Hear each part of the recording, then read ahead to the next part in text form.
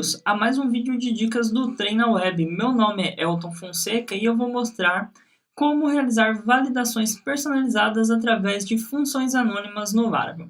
Bom, eu fiz a instalação do Laravel 5.6 aqui e criei duas rotas. Uma rota chamada Form, que carrega a view com o mesmo nome. Essa view Form, o que ela tem? Ela exibe aqui os erros de validação quando possui erros, e mais abaixo ela tem um formulário simples. Esse formulário simples submete aqui para uma rota chamada Submit, e ele tem um campo chamado e-mail. Se nós olharmos aqui no nosso arquivo de rotas, nós temos aqui essa rota Submit, que eu já deixei criada aqui com esse mesmo nome, e quando a gente acessa ela, ele exibe estou na rota correta.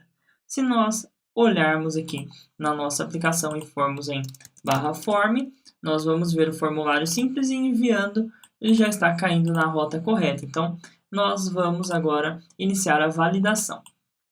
Para validar aqui, eu poderia utilizar qualquer método de validação. Então, eu poderia utilizar através de form request, da classe validator, ou do próprio request utilizando o método validate, que é a técnica que eu vou usar aqui. Então, nós poderíamos criar essa regra através de função anônima, através de qualquer um desses métodos. Então, eu vou fazer o seguinte aqui.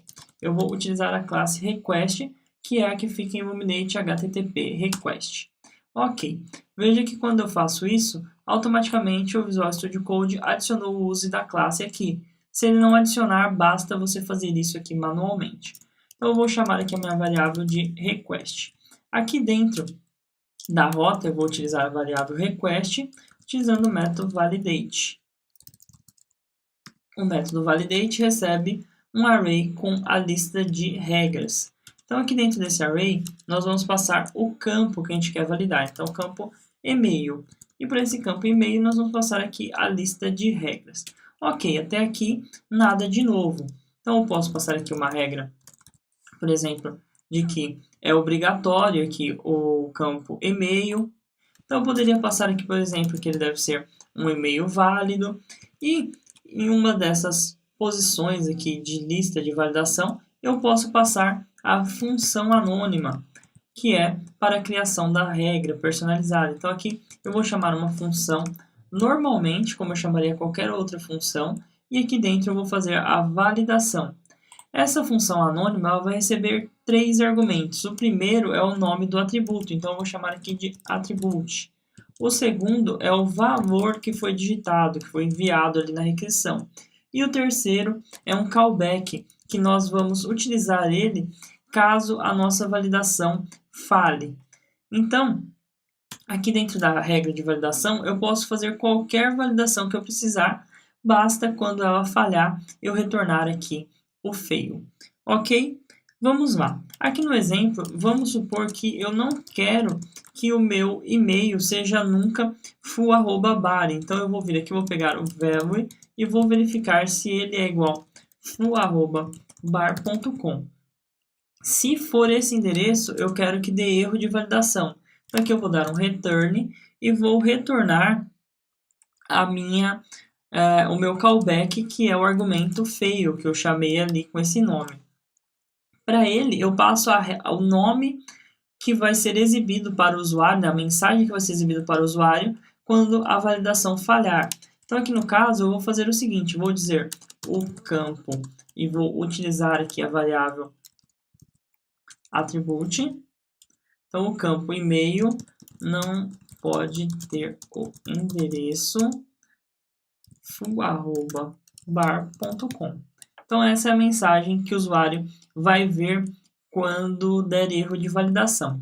Se não der erro de validação, se passar na validação, a gente não precisa retornar verdadeiro nem nada disso. Então, nós só devemos chamar o fail quando dá erro, né? Quando não passa na validação. Vamos testar aqui. Então, vou aqui digitar aqui full@bar.com. Ok, então vou clicar em enviar.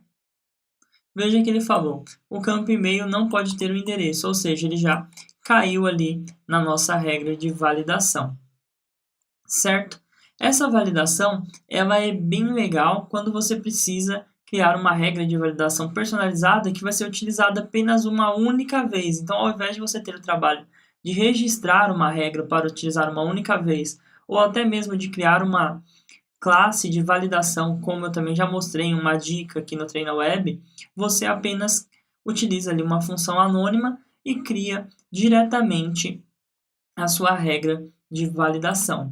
Só um detalhe é que, se você tiver muitas regras de validação personalizada, pode ser mais viável aí você criar de outros modos, né, utilizando ali o modo clássico ou uma classe própria de validação, do que utilizar várias vezes aqui várias funções anônimas, porque isso vai tornando o seu código bem difícil de ver. Então imagina só, você ter aqui uma quantidade dessa de regra de validação dentro do seu controller. Aqui no caso estamos utilizando uma rota direta, né? Porque é apenas um exemplo, mas imagina dentro do seu controller você ter uma estrutura dessa daqui, não é nada legal. Então, ela deve ser usada aí mais com moderação e com essas ressalvas, certo? Fico por aqui, fique à vontade para conhecer os nossos cursos de Laravel e até a nossa próxima dica.